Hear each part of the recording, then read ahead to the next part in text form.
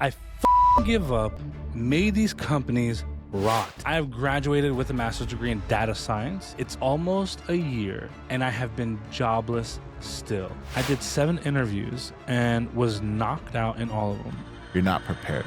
You're volunteering for the Hunger Games at this point. Even senior engineers at these companies, they're coming from a Google, they're really only landing like 1 out of 5 of the interviews they go into. Your code, it gets you in the room, but your communication is the one that keeps you in that seat. All right. If you just give me 30 seconds of your time, folks. Danny and I have been doing this podcast for a full year now, showing up each week to try and provide you as much value as possible to help you navigate all the oddities of your career and hopefully get a job that puts food on the table for you and your family. It would mean the world to us if wherever you're listening to this, you would click the like or subscribe button. It lets us know you all are listening, that you are truly getting value out of this. It makes it so that we want to show up week after week to keep making sure that you can progress in your career, to progress in this industry. And we will work as hard as we possibly can to bring the guests, to bring the energy, to bring the knowledge that you need to be successful. Just a like, just a subscribe, but it would mean the world to us if you did it right now. I saw this on Reddit. First 30 seconds, man. Can't cuss on YouTube. It's gonna be bleeped out. Okay. Yeah. I saw that. It's not to make light of this. I totally understand the feeling, but I saw this post on Reddit, and it's from a master's degree graduate who has been rejected by every major tech giant for a year. And I will read the exact post. I have graduated with a master's degree in data science, December of 2024. And now it's almost a year and I have been jobless still. I was the most passionate person and not like forced into this. I gave interviews at TikTok, Apple, Meta, Google, Tesla, and whatnot. All I get are silly reasons why they will not proceed with me. Like, we moved with someone internally or someone else was a better fit. WTF, if you are going to hire internally, why even post the effing schedule and meeting with me and taking the interview? Don't even get me started on the recruiter hiring managers on LinkedIn. They say to reach out and they don't even look at the messages.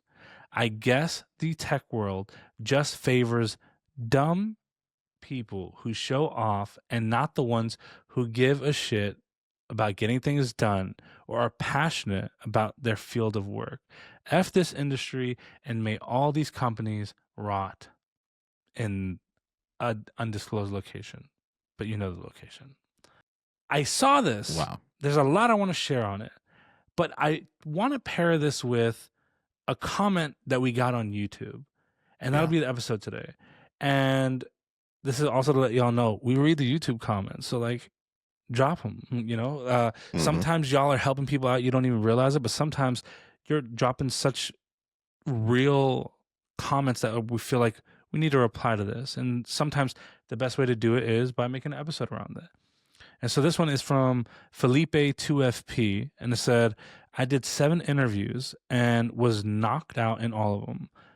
I will see your video and try your strategies. Honestly, the most difficult part is the frustration that comes with this. It's devastating failing so much. Right now, you need to be the best speaker and the best technical, at least at the interview. And then you summarize all this to all the stress of the career itself. It's just so hard. I feel like there's a lot here. I feel like there's a lot of people that can even identify it. Yeah. I think this is probably one of the most common thoughts, feelings, frustrations that folks that are in our communities probably go through.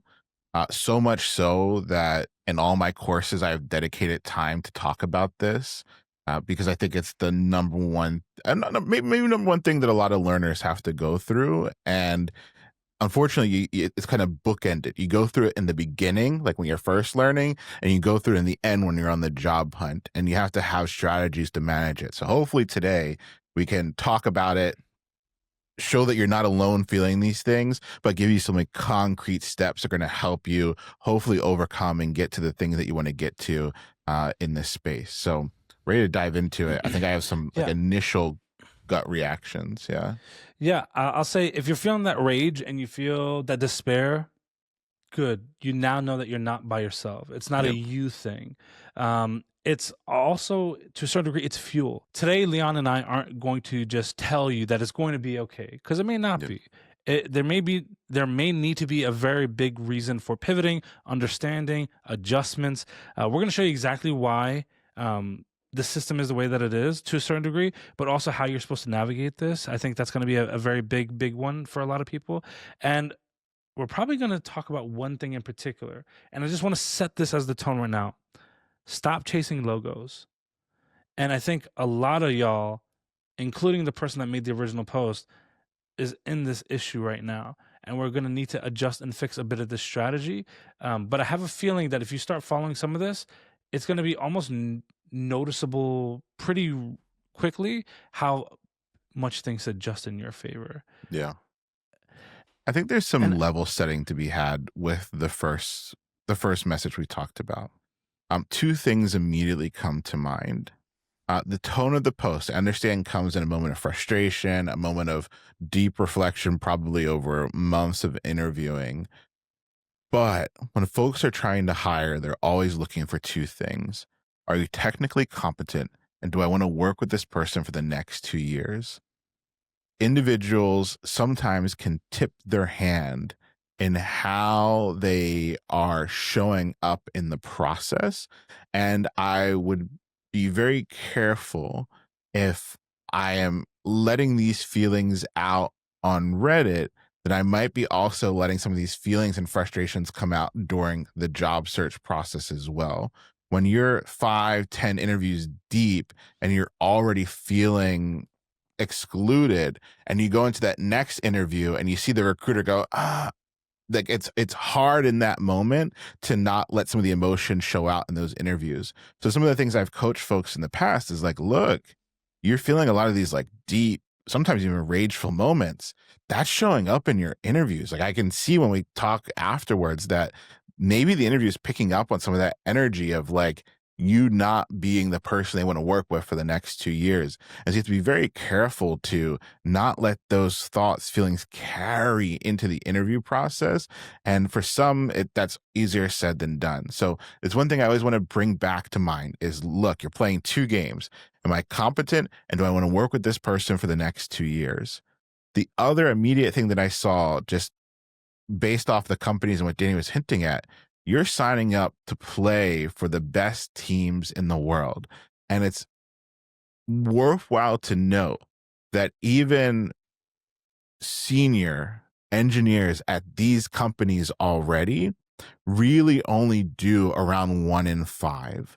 When I talk to folks that are actively interviewing and they are coming from a Meta, they're coming from a Google, and they've taken the 3 months to prep for their interview cycle, they're really only landing like 1 out of 5 of the interviews they go into, right? And so you shouldn't feel frustration as someone newer to the career that you're going for the best companies in the world and not landing. It's a really hard endeavor, and it's a really it's an endeavor that people spend their whole careers getting ready for. And so there might be a lot of extra work that might not be apparent that has to happen for these roles to unlock for you.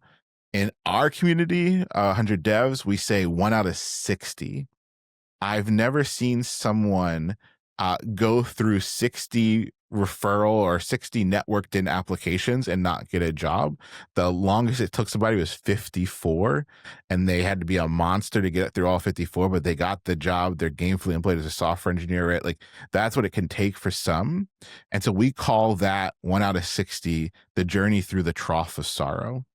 And so in the trough of sorrow, you have this like really good feeling at the beginning when you first start learning, everything seems great. And then you crash into the trough, and it takes you a very long time to get through it. And then the most important piece to recognize in the trough of sorrow, right before you hit the promised land, it gets worse. And that is where I think the first comment we talked about, that's where they are. They've gone through this trough for so long, they don't understand why it's getting worse before it gets better. So some things that came immediately to mind, some things I hope that we can expand on throughout the time together. But those are some things I was thinking about right away. You know, there's a lot of nuance there. We'll get back to the show in a second, but first, a word from our sponsors. Financial literacy is important, especially if you are in a position where you are changing careers and income brackets. More income can create larger financial issues if you don't budget correctly. So this episode is sponsored by Lucas Casares, certified financial planner and founder of Level Up Financial Planning, where he specializes in serving early and mid-career tech professionals to help you take your financial confidence to the next level. Danny and I have helped thousands of people level up in tech, often going from 0 to 6-figure careers, and we've seen all kinds of mistakes. Level Up Financial Planning helps you gain clarity on all of your finances. This includes prioritizing manager-employer stock, retirement planning, tax planning and preparation, college planning, and as a special deal for our listeners, you get a complimentary meeting with Lucas. So please visit levelupfinancialplanning.com to find out more. He's been a great supporter of the show, and to be honest, a lot of people have already checked him out. Yeah. Highly recommend checking him out. Now back to the show. Like one prime example, I kind of, Leon and I, for those that don't know, we often talk a lot, and I kind of shared with Leon earlier that like I'm finally back on my fitness grind, right? Like I'm trying to get healthier again. It's really become like a big priority for me to kind of focus on this. So much so that like as we speak right now, everything is sore. Like I got earlobes that are hurting right now. Like I'm just sore. And I found myself the other day where I was talking with somebody. I'm like, I'm doing everything right, and the scale hasn't moved. It can almost feel demotivating a little bit because it's like, this is my inherent goal. All this sweat, all this effort. I'm like killing myself in this gym, and I'm doing these extra runs, and I'm doing this, and like nothing is moving. And so it can almost feel like you're doing all this activity with no reward for it. But it would be disingenuous to say that. Like my arms are starting to feel tighter again. My legs I definitely feel are like growing in strength again. Like there's noticeable gains. It's just not like I don't have a 6-pack in a week, right? Yeah. And this is kind of similar in that regard, where it's like, sure, I'm for the vast majority of you listening, you haven't done something for a week and you're like, where's the reward for it? But at the same time too, you need to understand what are the sheer quantities of scale that you're going against. To put this into kind of perspective a little bit, if you look at the yearly applicants to Google, last stats that I was able to find publicly is 3.3 million applications a year. 3.3 million. Million. Not 1,000, not 100. Million. How many roles are they adding? 10,000? 5,000? Do you understand the scale at like what you're going against? Does it really compute to y'all? Like, you're going for the highest, like you're going to the company that people literally dream about for years. Years. When I was at Google, do you know one of the things that you have to do when you work at Google in the beginning is like you have coffee chats with everybody on your team as well as adjacent teams. It's a like, number one, introduce everybody to everybody, kind of helps you build that connection, so that way when you have to ask for help, maybe you don't necessarily feel some kind of way about that, or you feel nervous about it or something along those lines. And one of the topics that often come up immediately is, how many times did it take you to apply before you finally got it? I remember one person on the team said 6 times. He failed out of 5 attempts, and on the 6th one, he finally got it. 6 times before he got the job. Like, I don't think people understand the level of competition and the quality of the people at these institutes. Like, they may not, whether they're the best engineer in the world, I have no clue. What I can tell you right now, they know how to game the system in regards to system design and leak code and algorithms and things of that nature. I do know that they know how to talk about their accolades and their accomplishments and their technical achievements in a way that make people listen. And so like that's the things that help them stand out. Every organization is going to look for something completely different. That needs to be something that you're looking at. When you look at, for example, TikTok, I found no public data like Google, for example, that tells the number of applications that they have. But I did find an interview from a TikTok recruiter who said, on average, from campus activities alone, 400 to 800,000 applications. Wow. That's just from campuses. Now, here's the wild part. This person who made the post, you're landing in the interviews. Yeah. So it's like you're not even acknowledging that part. I got to the interview. You know how many people don't even get to that stage? You think they're interviewing 800,000 people? You got to the interview part. The thing that I think people forget is knowing how to code doesn't guarantee you a position. It is the prerequisite to enter the conversation. You want to be an English teacher? You can't do that without at least knowing English to a certain degree. You can't just be like, I'm going to teach English in Chinese. I'm going to teach English in Spanish. I'm going to teach. No, you got to, hi, hey, how are you doing? That's a prereq. It doesn't guarantee you the role. I can speak English. I need a TOEFL certificate if I'm going to teach English somewhere else, right? No. That's a prerequisite. It's not a guarantee that I'm going to get it. Even if I get that certificate, I may not get the role. Y'all need to really think hard about this. You think just because you learned what a div was and how you can use uState and throw a component together that every company should be fighting to have you on their team. That isn't the case. It's the same way a welder learned how to put two pieces of metal together and do a really nice weld. They're not having employers fight to have them. They still have to go apply. They still have to go talk. They still have to get the opportunities. They still got to be turned in or acknowledged for something. There's a whole other subsect of this. Technical skill and interviewing skills are not the same thing. They're two different disciplines, and you need both if you're going to get an opportunity. And I hate to say that because a lot of people feel like now there's something new that I got to learn. Yes, I feel like it's it's wrong, in my opinion, to just think that, and it sucks. Because I know for a lot of people, they were told if they got a degree and they did everything right, that things would go their way. But you're also putting yourself in a position where when you only apply to the Ivy League of tech, you're volunteering for the Hunger Games at this point. There's an entire world of software engineering jobs outside of the biggest names in Silicon Valley that want to hire you. Why did you only talk about Google, Meta, TikTok, etc., and not Jimmy's insurance company down the street? Yep. You know what I found out recently? There's a nonprofit animal shelter in Dallas. They did this huge fundraiser. They raised a ton of money, right? They have an entire engineering team. Do you realize, do you understand what I'm saying? They have an entire engineering team, a nonprofit animal shelter. These are the roles that people aren't even looking at where they have a better opportunity to land something. They're just focused on the biggest names that they can imagine instead of what is around them. Yeah. And if you are focusing on those big names, you got to realize each of them have a very specific process that you need to know deeply. You need to know the language, the words that you have to use. You have to know the core values for each of these. You have to understand the rhythm in the game for each and every single one of them. If you just show up, you're behind all the folks that are taking 3 to 6 months to hyper focus on applying to these types of orgs. And so sometimes there's a disconnect, like you're saying, in what people don't understand is required to make it in.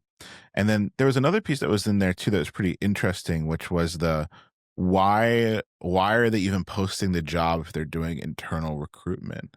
And so I think it's worthwhile for us to talk about that for a second. When folks are trying to hire, the first thing they always look for these days is internal hires. That's the first place most companies are looking. Is there literally someone in the org that has the skills I need? Is there a way for me to poach internally? Every team asks that, especially at these bigger companies, because it saves them so much headache. It saves them thousands of applications that they legitimately have to look through, right? There is a lot of really interesting laws in the US specifically around how you hire, right? And how you give each applicant a fair shake. It's a lot of time. It's a lot of energy. It's a lot of resources. So if you can poach someone internally that already has gone through the entire process and you can get them started very soon, you're saving weeks, if not months of time and tens of thousands of dollars to get that person started. So that's always a thing companies are going to ask. But at the same time, they have to fill that role. So they're going to often do a dual process where they're trying to poach internally. They're also trying to find the best candidates possible. They know they'll get thousands of applicants when they post. So it's worthwhile for them to do both. Now, there's also this other thing is that sometimes it's like the nice thing recruiters tell you, right? Like, oh, we had another candidate, better fit, right? Like that's also like a only common feedback you'll often get. And so it's going to be very common for you to hear that. No recruiter is going to tell you, oh, you didn't know this algorithm, so that's why we passed on you. No, it's always wasn't the right fit. You can't take that to heart. It's not a declaration of them not liking you. It's that it just wasn't the right fit for the opportunity, right? And they can find another candidate that maybe was at that time point. And so it's your job to put yourself in enough positions, enough locations to where it is the right fit, right? You need to open as many doors as possible. Some companies that are nonprofits with full engineering teams and some that are the Yankees, right? And you got to find a good range and a good mix so you can get the momentum going, so you can start to get the progress, get some offers. And doesn't mean that we want you to abandon the dreams of playing for the Yankees. It's that you need to open yourself up to a wider range of opportunities so you can start getting better feedback. You can refine your funnel. You can figure out where the weaknesses are in your applications and your interview process. Because if you're just shooting for the top dogs, you might never really figure out what you need to fix, right? Because you might not be getting deep enough to know what you need to fix. And so you need to have an overwhelming amount of preparation, but also enough data on what you need to improve if you want this search to be fruitful. And so we've talked a lot about like tone setting, I guess, in terms of like expectations, but we should also probably talk a lot about strategy around this process and the things you can be doing to like take this in your own control, the things that you can be doing to like manage your frustration, the things you can be doing to ride through this process and be successful on the other end. So one thing that you mentioned was saying that we hired internally could also be a soft way to say no. One big thing that I think a lot of people forget, especially in today's market, companies aren't allowed to give feedback the way that they used to. And you might not necessarily know why you lose out on a role. They could say a million things. They get the role closed. We went into different, whatever it may be, right? One thing that I think that's important here is the reasoning shouldn't matter as much. What should start becoming an actionable thing is, and I've said this so many times, audit. Have you audited your responses, your answers, your communication skills? Have you audited, hey, they asked me this question. I was never asked this before. And then start researching what the potential right answers could be, and then weighing the answer that you gave against that. Like, this is the perfect time to do that at this point. And then that's how you start becoming better at this anyway. It's the same thing with anything when it comes to networking. I had a call recently, and the person that I did this call with actually was kind enough not only to just record it, but to post it on YouTube. They've gone through 100 devs. They're active in the 100 devs Discord, and they're active in mine as well. And they set up this call. They've had 2 internships. They're actively in college, and they are on the hunt for their 3rd one this year. And they said the first 2 times, like, someone referred them right away, someone that they knew. It was super easy to get in there. This time, things haven't really been picking up, and they're kind of confused why. And so I started asking some questions to try and get a better understanding. And one of the immediate questions that I asked based off of statements that I made based off of some of the feedback that I was reading, they basically said, if I'm on a call with someone who's an extrovert, it's really easy for me to kind of make that conversation successful. And I was like, oh, it's because they're carrying the weight of the conversation as being an extrovert, like they're really making it happen. But if they're not carrying the weight, then it's hard for you. And their immediate response was, no. It has nothing to do with them carrying the weight. I can carry a conversation, but it has everything to do with like the length of the answers and the details and that. And I said, let's kind of expand upon this. And after 5 minutes, I was like, when I mentioned earlier about carrying the weight, you said no, right? It's not that. But as we've discovered through the last 5 minutes, It's 100% them carrying the weight. Yeah. And the reason why I say this is if I give you closed off answers, you have no way to pivot it. But the other thing is you're asking questions in a networking scenario or in an interview where it's back to the thing that you're trying to break. If you're in a job interview, your goal as early as possible is to break the system of interrogation, right? Yeah. You cannot then go back to a system of interrogation. Yeah. If I agree to meet you for a coffee chat, if I agree to meet you at a meetup or a networking event or something along those lines, and your questions are interrogatory, either I now get the sense that it's an interview, and who likes interviews anyway? That sucks. But number two, it's like my answer carries this conversation. Why would I want to be in that? I think people forget one big thing when it comes to networking, when it comes to interviews. If you make it easy for people to contribute back, they will. If you make it difficult, they will not. So to give you an idea of this, and I actually, what I'll do in the show notes is I will drop the link to that video because they posted it on YouTube for people to kind of learn from and get through. It was very kind of them. So if you do see that video, please be very kind to this individual because they didn't have to do that. And they just did it with the express purpose of like trying to help folks out. Yeah. And what they did in particular on this one was, these were some of the questions. Can you tell me about a time where you had somebody on your team like me that did well? What did they do that did well? And I was like, that's a kind of rough question. And then the first question out of her mouth when it came to this was, tell me about yourself. I was like, that's the number one question that you get asked in an interview. Like, why would anybody want to contribute to that? But what if you were to ask something along the lines of, and I'm just spitballing because I really don't remember what we talked about in that call. But I was like, I noticed that you're at this company. And I know one thing that I just saw on LinkedIn right now was the fact that y'all released a new version of your checkout page that you're super happy about. And I know you mentioned that you're also on the e-commerce team. When it came to that checkout page in particular, did you learn anything from there that would be interesting that like maybe a dev like me should know? Like, did you find a new way to use effects or something like that? Now we've gone from an interrogation to like a collaboration of two developers that are talking tech. And now I've made it easier for them because not only have I asked a question, I've asked it in a specific area. It shows that I've done the research, but I've done it or asked that question in such a way that it makes them want to geek out back with me. Right? Yeah. It just makes it easier. And it's not personal either. It's not this new person I just met, I have to spill my guts to. Is no, we're going to talk shop. And talking shop is going to then maybe lead to them feeling more comfortable to really listen more of the personal bits. I love that. Yeah, you had a really good pattern disrupt that you taught me not too long ago. We can edit this out if you don't want people to know it, but it was when you started the interview, you said, "Hey, I noticed that you're in such and such area. I'm there sometimes. What's the best place to eat?" Right? That's such a good, like, just like because it feels like you're at the beginning. You haven't started the interview yet. It just feels like you're like talking to a friend almost. And I guess the person like feeling like happy, they're thinking about like the good times they've had at the places.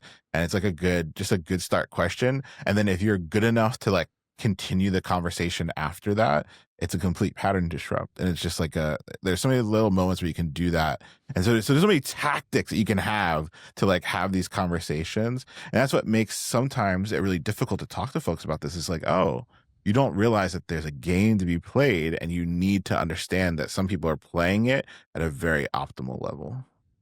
Yeah, I'll give you a couple scenarios. I'll say the first thing first. Before I even get into the item of the pattern disrupt, my ultimate goal with this is I just want to be seen as a human being. Yes. Like I don't want to be seen as a to-do list checklist item on their calendar for that day. I don't want to be seen as I'm applicant 312 out of 10,000. And I don't want to be seen like that. I want them to my only goal at the end of this, and it's not even guaranteed that I'm going to get the job, but the idea is you see me as a human, you see me as a colleague, you see me as a peer, and I've given you enough accurate information about myself to make a true determination of whether I'm a fit or not. Like I haven't hidden anything, or I haven't forgotten to mention something important that after the interview I'm like, damn, I should have mentioned this. That should never be a thought on my mind. I should give you all the information necessary to make a accurate and very educated determination on who I am and if I fit into that mold. And so one big mistake that I think majority of people make when it comes to an interview, they're already nervous going in there.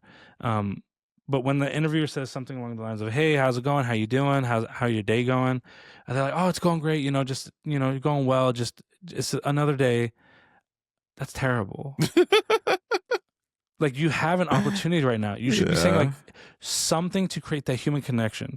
And so my take on that would be something like, oh, it's going great. I took, my dog to the park and we walked the dog. And then my wife and I, we were walking along the side and we ended up getting some ice cream. It was like a really great day. And during our lunch break, there's like a park right here. So we kind of went out for that. It was great weather for it.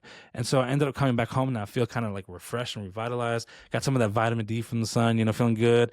And honestly, I'm just feeling like I'm going to conquer the rest of today. So I'm like really focused on that. Like, that's so much more valuable than just like, oh, it was a good day. And I am big on the quote unquote pattern disrupt, but really, like, if I jump on a call, I want to say something where it's just not necessarily what maybe most people say in an interview, but it helps me bridge that connection. And so now, I'll be honest, I'll probably use it less in an interview and more in like a casual conversation or coffee chat or networking. And there's a goal for this, right? So there's certain things that I'm into. If y'all know, I'm really into pickleball. I like pickleball. It's a lot of fun. I meet a lot of people. The networking is fantastic. But man, like even last night, I went and played some pickleball after the gym, right? And with pickleball, I ended up meeting 8 new people that I've never met in my life. We all added each other on LinkedIn. We've been talking ever since. Really cool people. One of them is a director of cybersecurity, and we were talking about the Anthropic breach, and like so much valuable conversation came out of it. I learned a lot from like his side as well, which is cool. So it was like mutually beneficial.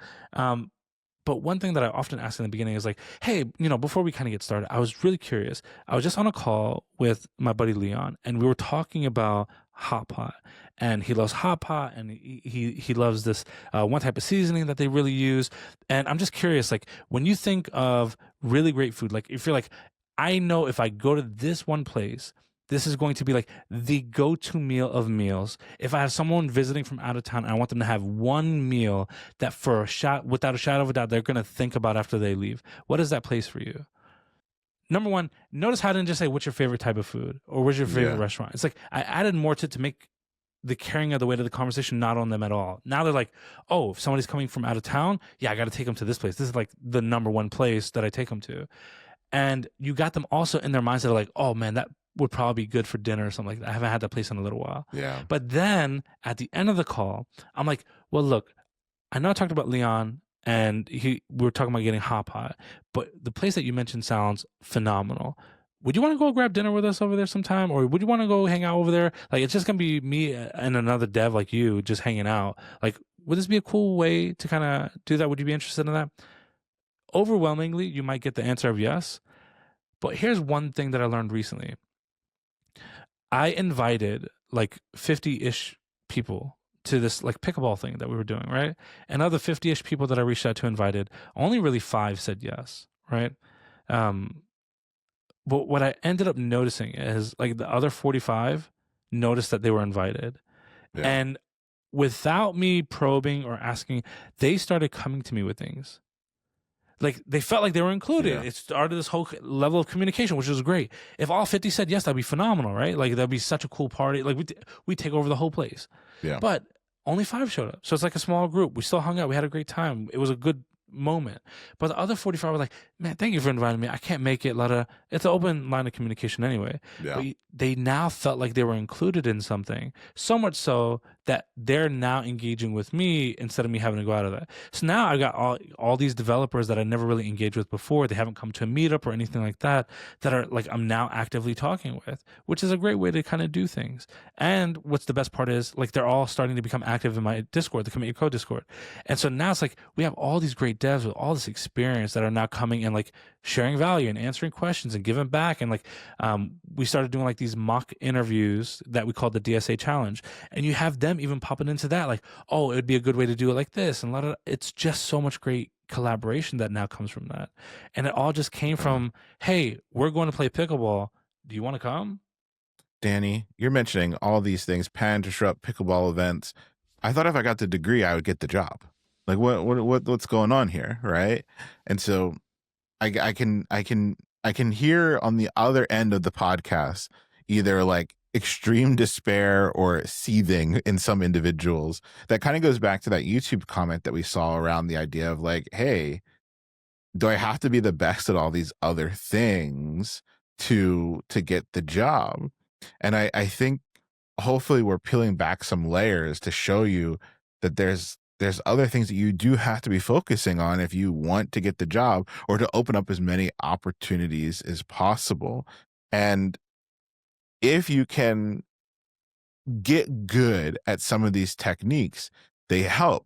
And one of the big pushbacks I see a lot, especially in even my own community, is should I have to?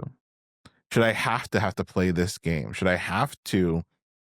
Is this disingenuous? Do you actually like care about these people? And so one of the things I always like to put on the face is like, yes. Like I'm not doing these conversations because like I'm like scheming, like I'm rubbing my hands like Birdman trying to get the job. Like no, I'm generally interested in these people above and beyond the opportunities it can provide me. And I think that's a real mental shift for some folks is that like, I'm in this career for the rest of my life, right? Like this is a 30, 40 year run, right? I'm interested in anybody that's in this space. I want to get to know them. I want to geek out about stuff. Like that's fun. And I got to a point to where it was fun. And so I'm not doing it just for the job. I'm doing it because like I care about the space. I want to know people in the space and I want to know the things that they know.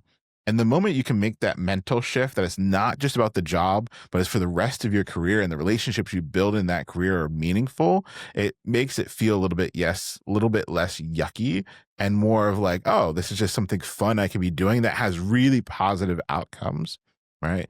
And then the other piece is that if you were sold a dream, this could be kind of stark. Like it's a lot of extra stuff that you have to be focusing on if you want the most doors open. Do some people get lucky right out the gate, right out of learning? Of course.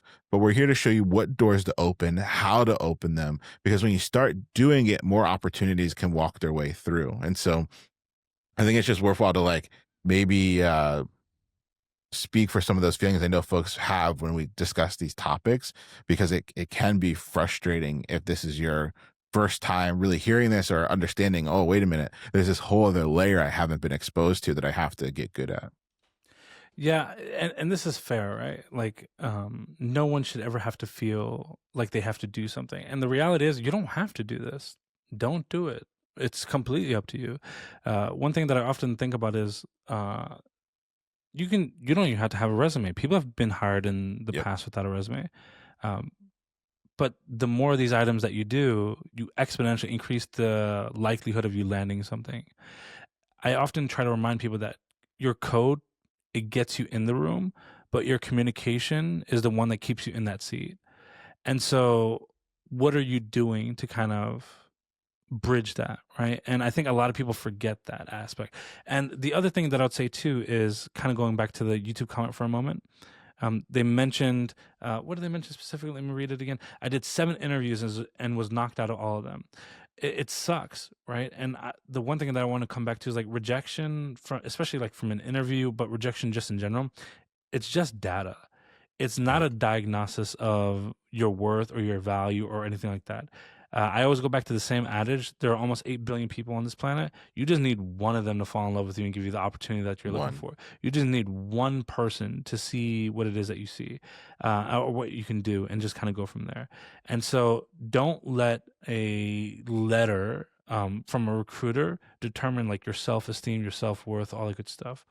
And remember, every single item you do, it just helps. Now, I will say this, going back to the point that Leon just made, when I'm networking with all these people, I genuinely like them. Like it's not someone that's like, oh, they work at this company, so I'm just gonna like be cheap and just kind of like make a relationship. It's like, they're cool as hell. Like, we're geeking out. Like, there's something that I like here. But I won't know if they're cool as hell or not until we have a conversation. Yeah. And then I'm like, they're really cool. Like, I really like this person and I want to keep them around. But the other part of networking is this. If I talk to Leon today for the first time and we have a great coffee chat and like we're starting to interact and like we're starting to hang out and like we talk on LinkedIn and stuff, tomorrow he's not coming to me with a job. Like, do you know Yeah. how many stars in the universe have to align for that to happen? But what about in a year, 2 years, 3 years from now? Leon and I keep talking over the years, like, and he's like, "Oh, my company just had an opening." That's your referral. Like, I think people think like just because they have a coffee chat today, tomorrow that it's going to open doors. It's not. Now, I will say this: if I learned anything in the last year, I learned one thing, and funny enough, it fought all of my natural instincts. Like, if you asked me this about this like 2 years ago, my answer was the polar opposite. And that was asking people for referrals to people. Nothing in me believed that this would work. And I remember I was having a conversation with my boss, and I give her all the credit for this because for months we argued about it. And she's like, "Danny, just ask them, is there someone that you think I should be talking to?" Or something along those lines. And I was like, this feels bad. It doesn't feel good. I don't like this, et cetera. Like, it feels like it's a sales thing and yada, yada, yada. Finally, I did it with one person as a test. And this was like after months of me just arguing this. And we're talking, and I kind of realized like they're a client, like we deal with them, but they're not the one that can decide if we're going to use a certain tool. And so I was like, let me just try this. And I said, hey, just out of curiosity, do you think that there's someone that I could be talking to right now that can help with this? Or is there someone that you know that I can run this by and get further feedback on?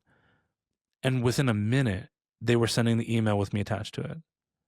It might not work all the time, but what ends up happening is, as much as I wanted to fight this, people have it in them to where they want to help people, especially when they know that they're like a legit good person that with good intentions. This speaks to one of, again, I feel like we're trying to like dispel a lot of the like feelings, and not dispel, me is a bad word, but like validate some of the feelings that folks have whenever we bring these topics up. And one of them is I'm bothering folks, or like I'm pestering in some way. And it's not, right? It's there's two things at play. One, it's business, right? If you're using a business communication, like you're hitting their email or their LinkedIn, they have the ability to ignore you.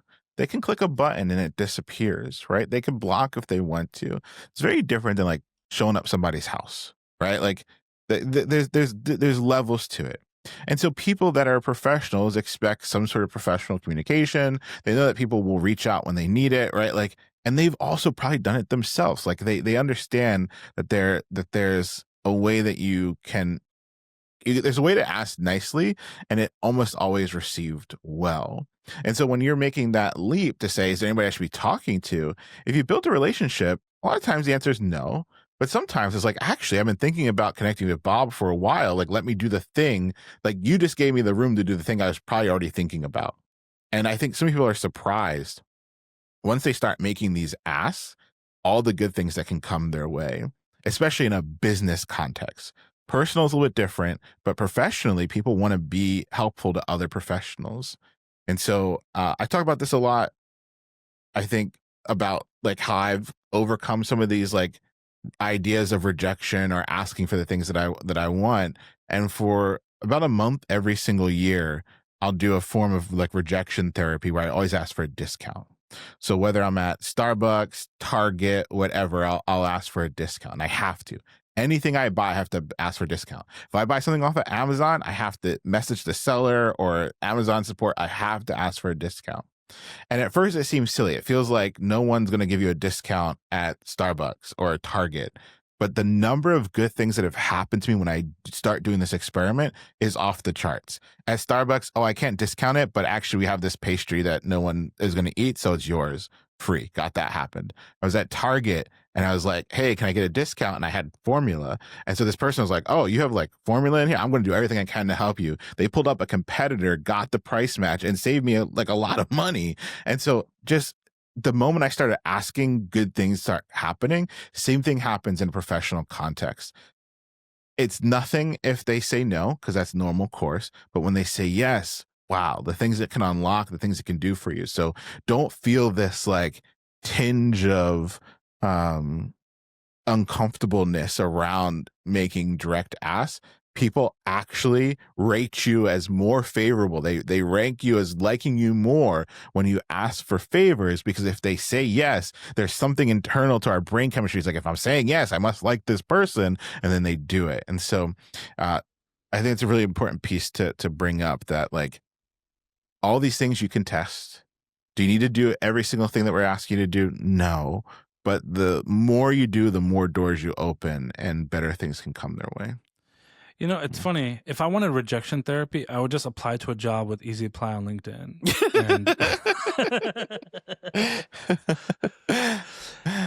Let me tell y'all something, folks. Silence is not a strategy. And the loud people are the ones that are getting hired because they made it easy for the hiring managers to find them. Yes. You cannot just assume that because you did this and your effort was there, that people would recognize it. It's just not there. There is genuinely like a fortune to be made in the boring companies that nobody talks about on Twitter. Yeah. And if you're only focused on those big logos, you'll never get it. Now, I want to touch the second part of this just slightly, because I know we've talked a lot about many different areas. But you know, this person on YouTube mentioned how they did 7 interviews and they were knocked out all of them. And it's frustrating. It's devastating. I acknowledge that. I think we all do. It's not fun to put all your effort into an interview series and it not go well. It's not fun to finally get excited. Finally, someone responded to my thing and I've landed in an interview. You did land 7 though. And there are people out here that can't land 1. So you've got something going right. But how are you losing them? Are you losing it because you're giving the wrong answers? Are you losing it because you haven't really thought through a lot of things? Here's the other thing that I'll be honest about. Have you lost it simply because you're doing one thing that, as weird as this sounds to me, so many people say that they do it, and you just wing it? Like, so many people, like people that I actually thought have their stuff together, they don't have their talking points prepared. They don't know how to talk about the things that they're doing. And so unless they're asked the perfect question at the perfect time, they don't know how to do it or handle it. And for me, especially the last 2 years alone, it's proven something that I already thought and I already kind of knew. But a lot of the most successful people that you're looking at, they got there because it's just the stars aligned at the right time. There was no strategy. There was no plan. And now that they're in a situation where like, oh, things went unfavorable for me, I need to find a new opportunity, they are struggling. Yeah. They are truly struggling. One prime example, I was on a call 2 weeks ago, someone with 22 years of experience, hasn't been able to land a job in a year. And I asked them, without them realizing it, this is something that I do in a lot of my one-on-one calls now, is I'll ask a question that would be asked in an interview, but I ask it in just a normal way to kind of like de-stress and like remove some of the stress just to see what their answer is. And you can tell 100% they have no answer prepared for this. Yeah. And I'm talking about some like layup questions. Like, tell me about something that you've done recently that you're proud of. Or can you tell me about a technical win that you've had? Or the other thing, a lot of software developers are struggling with this even still now. I know we've mentioned on the podcast, is you're so busy about telling people what you've done that when I'm trying to find the win, we can't find it. But as we talk about it, you will talk endlessly about it. And I often find myself saying the last 30 seconds has been more impactful than the 2 pages of your resume. Why is this not on there? And they're like, I never thought about that. It's like, you're talking about it right now. You didn't just think of this because I asked a question. You've known that you've done this microservice. You know that you've built this checkout service that we ended up seeing more sales from, but none of that's on there. And so the focus has to be auditing what's going right and wrong in those 7 interview series that you lost, and then adjusting from it. Like, use that data to become better. But if you're landing in 7, I don't necessarily know if you need to change much on the LinkedIn or the resume, because it's landed you in 7 different companies. Yeah. This is such a gap for folks that we actually made a custom GPT for our most recent Hunttober sessions that help people identify their wins. It's a gap a lot of folks have, that they can't identify that this is something they should be talking about. And I think there's a really good litmus test in the things Danny were mentioning. If right now you're listening to this and I ask you, tell me about yourself, and you don't have a tight 5-sentence description that like actually highlights who you are as a person and why you're a good candidate, like if you don't know that off the dome, you're not prepared. Like like that's the most universal question. The other question that Danny asked is, what are some of your wins? If you don't have that off the dome ready to go, you're not prepared. So one of my favorite sayings from Dr. Eric Thomas is, all men are created equal. Some work harder in preseason, right? There is a lot of work that you have to do to get ready to interview. And if you're just showing up into your interviews like an accident, it's no surprise that they're not going well. You might be able to get your foot in the door, but you might not be able to complete it because you're just showing up. If you don't know the questions you're about to be asked, you've messed up. So much stuff is online. So many people can just ask, hey, I'm really putting a lot of effort into this interview. This company means a lot to me. I would really value being on this team. What should I be prepared for my interview on Monday? Oh, it's going to be a technical question. Great. So that I can demonstrate my skills in the best way possible. What type of questions should I be thinking about for these technical questions? You will be surprised the number of times people will legitimately tell you, oh, it's going to be a 3-hour question about time zones and how you like effectively build them. It'll be some React components. Well, now your whole weekend became focused around React, time zone, dates, all that stuff. So when you show up on Monday, you're prepared. But if you had just stopped and be like, oh, okay, technical challenge Monday, and you showed up and you don't know anything about dates or time zones, well, guess what? You're screwed. So it was just one ask, right?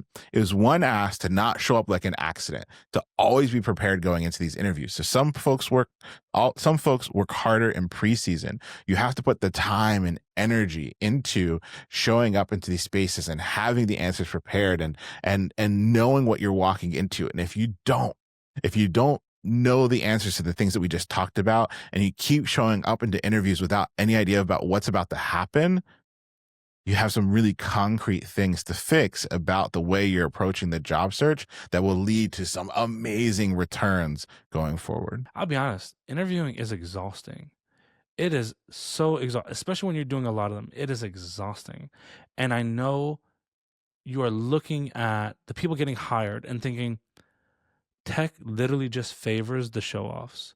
Or as this person said, dumb, but let's be real, they're not. Like, you're not uneducated landing these opportunities. You're feeling that you need to kind of diminish their achievements because they've landed where you landed. If they were dumb and you're so smart, why are their names on that paycheck and yours isn't? It's not accurate. So resorting to name calling, I don't think is the smart move here. It's game should recognize game. And then you should be like, what do they have that I don't have? How am I not closing that gap?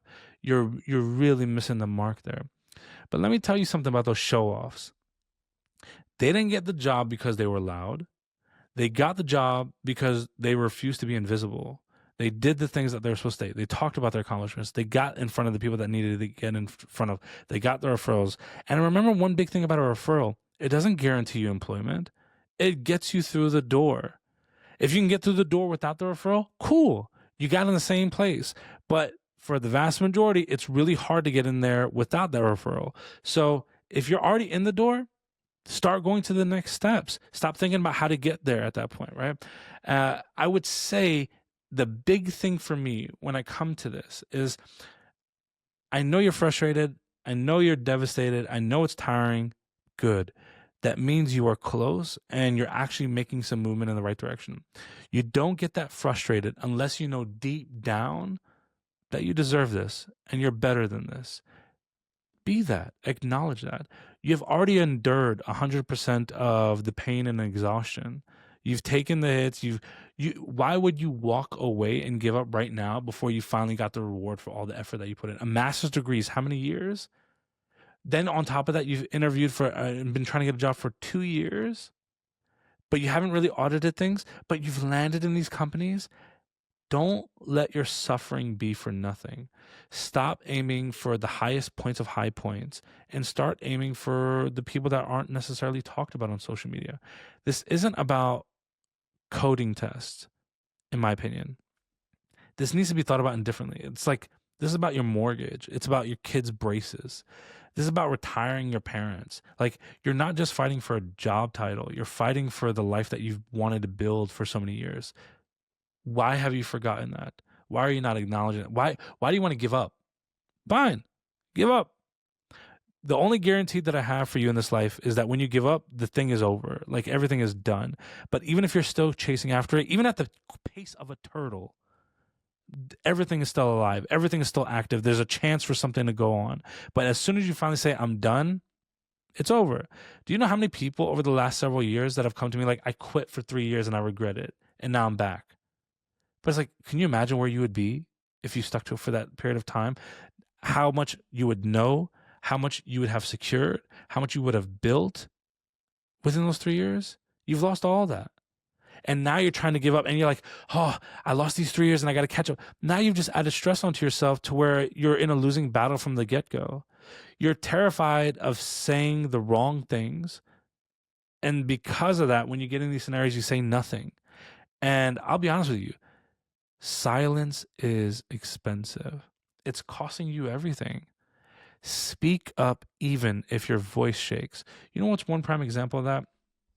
Someone who comes to our weekly software developer power hour calls and comes to Commit Your Talk, the thing that we do. She asked something in one of her interviews, and it's one thing that I try to always give like remnants of. And they gave her a salary range of like 150 to 180. And so normally she said she would be silent or she'd just kind of go with it. And this time she said, what is the difference between a software engineer at 150 and 180? And they replied with, most of our engineers are actually at the high end of that. So they'd probably be at 180 and you would probably be there too. And she's like, I literally just got a $30,000 raise for asking a question, where silence would have made that very, very expensive. The other thing that I'll say is, this week alone, I've had 4 people DM me personally that they got jobs. One in particular, I love them all, by the way, but one in particular has stood out to me nonstop to where I had to announce it on Twitter. And this one, she literally opened it up with saying, I won't say who it is because they haven't announced it publicly yet, but she literally opened up the message and said, Danny, first and foremost, I got the MFN job. I got it. And I'm like, hell yeah, you got it. Yo. And then she said, Danny, I don't even understand this, but I have literally doubled my income. Do you know what lifestyle change that is? Like, I think y'all forget that. Like, this isn't, you just got some money. Your entire life will change when you're in a situation like that. Do you know how many resources that people have missed out on in life simply because they couldn't afford it? What is the difference between a parent that can give their child tutoring and a parent that can't? Access to the tutoring and money to pay the tutors. 2 things. By doubling your income, more than likely you solve both. You need to start thinking about things in terms of, what am I getting out of this, or what lifestyle change am I about to receive besides just a paycheck? Because you get a paycheck anywhere, man. But the other thing is, you need to start walking in these conversations like you belong there. You have to stop discounting your effort. You have to stop discounting the things that you've done and things that you're part of and the conversations that you're in. Because if you're already discounting yourself at the beginning of us knowing each other, don't be shocked if I start matching that energy a little bit. Like, there's no reason why. Your name isn't Charity. You aren't St. Jude. Stop donating your skills and start demanding your worth. You're a badass. Act like it. These companies don't know how lucky they are that you walk through the door. It is your job to make them recognize it. Please, please. You were quiet for too long. You've let everybody ignore you, but then your belief finally got louder than your fear. And I think this is the biggest thing. You need to start recognizing and truly believing in what it is that you can do. You almost need to be a little, I don't want to use the word delusional, but you just need to really be just so overwhelmingly into the thing that you're talking about.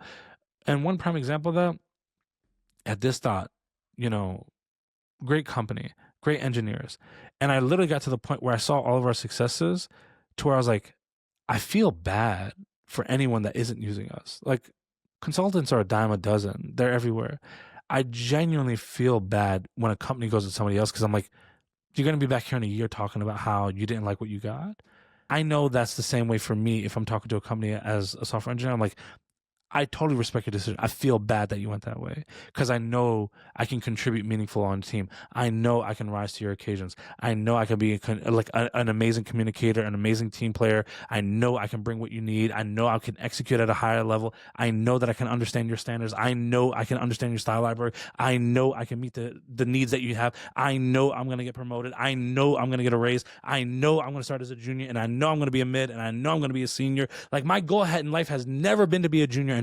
It's to be the best engineer that I can be and rise to those occasions. I don't want to cure cancer with code. There are people out there that have that goal. I just want to make a great living, and I know I'm going to add value to this company, so much so that higher ups are going to start saying, did you talk to Danny about this? I know that's going to happen, and I feel bad that you went in a different direction. But if I know that, and I truly believe that, and I'm in a conversation with you in an interview, I know I'm going to convey that if I'm intentional. And I know I'm going to fumble this bag so hard if I don't prepare for this. It's been real. It's been fun. And we will see you on the next one. Goodbye, everybody. Peace.